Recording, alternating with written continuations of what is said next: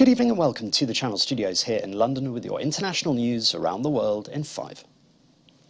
The Secretary-General of the United Nations says war in the 21st century is an absurdity as he visits sites around Kiev that had been occupied by Russian troops. There is no way a war can be acceptable in the 21st century.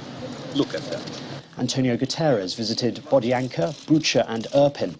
All along the route he passed scenes of terrible destruction. Houses, shops, infrastructure smashed to burned ruins by the bombs and shelling. This horrific scenario demonstrates something that is unfortunately always true. The civilians always pay the highest price. Innocent civilians were living in these buildings. They were paying the highest price for a war for which they had not contributed at all. It comes as the Kremlin warns that sending heavy weapons to Ukraine threatens security in Europe. Meanwhile, Mariupol City Council says the 100,000 residents that remain there are in mortal danger due to what they call unsanitary and medieval conditions. Authorities say there's a risk from diseases such as cholera and dysentery due to the lack of sanitation. Germany's lower house of parliament has overwhelmingly approved a petition on support for Ukraine, backing the delivery of weapons including heavy arms to the country. The petition said that the most important and effective means to stop the Russian invasion is to intensify and speed up the delivery of effective weapons including heavy arms. The petition was backed by both the three parties in the ruling coalition as well as the opposition Conservatives, passing with 586 votes in favour to 100 against.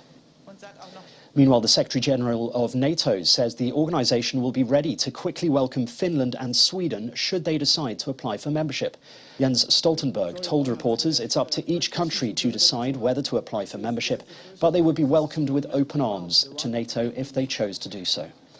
Russia, which shares a border with Finland, has previously said it would have to rebalance the situation with its own measures if Finland's NATO bid went ahead. We are in dialogue with Finland and Sweden, and it's their decision. But if they decide to apply, Finland and Sweden will be warmly welcomed and expect the process to go quickly.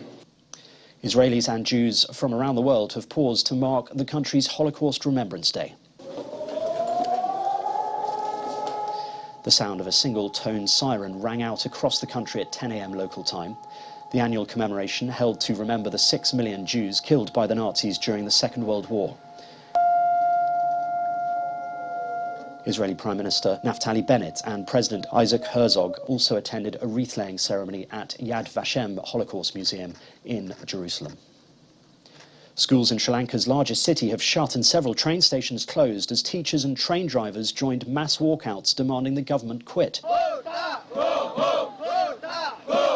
Hundreds of employees from Sri Lankan state-run banks, most wearing black and carrying black flags, also joined the other bank trade unions in a protest march to the president's office as thousands of people took to the streets around the country. They're demanding President Gotabaya Rajapaksa's government quit over Sri Lanka's worst financial crisis in decades. The parents of a US Marine freed in a prisoner swap with Russia have spoken of their joy at his release. I was sitting on the couch and I was sitting on a chair, so I couldn't see her face, but I know I was crying. Trevor Reed had been held in a Russian jail since 2019, but was traded for Konstantin Yaroshenko, a Russian jailed on drug smuggling charges. Speaking outside the Reed home in Texas, his mother said she felt almost as good as the day he was born. It has been hard. It's been really a lot of stress between Joey and I, between our daughter. I feel for my daughter because she called me, she says, it's all things Trevor, so we kind of joke about it. And so she'll say, Mom, I want to come over and see you, so it's no things Trevor this weekend. And I go, okay, that's fine, but it's just, it's all consuming, it really is. And Finland's Prime Minister, Sanna Marin, was greeted by an unusual guest during her official visit to Athens. Meeting the Greek Prime Minister Kyriakos Mitsotakis, she was also welcomed by his dog, Peanut. The two posed for the official greeting photo with the stray that was adopted last year. And this is just the latest leader to meet Peanut, who has been stroked by many leaders in the halls of the official building and is often heard barking in the background during news conferences. And that's your international news around the world in 5. Now back to the Channel Studios in Lagos.